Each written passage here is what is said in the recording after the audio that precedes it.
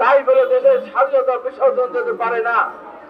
আজকে যেটা শুরু হয়েছে সেটা কোথায় নিয়ে যাবো আমি জানি না। এমন এমন বক্তব্য আমাদের শুনতে হয় যেটা আমাদের কানে শোনাও আমাদের কাছে কষ্ট লাগে।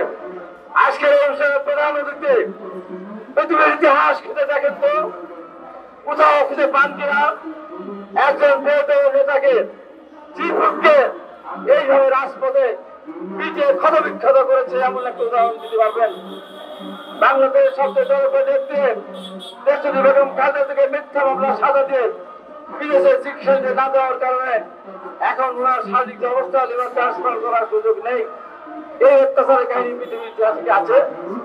আসে মহাসাগর যুদ্ধে তিনি ভাষণ ঘোষণা দিয়েছিলেন, সেই রকম একজন সারা যুদ্ধের ঘোষক দেশ মুক্তিযোদ্ধা বীরত্তম সেক্টর কমান্ডার, তার সন্তান দীর্ঘদিন দেশে আসতে পারেন না, এখনো পর্যন্ত তার মামলা শেষ হয়নি।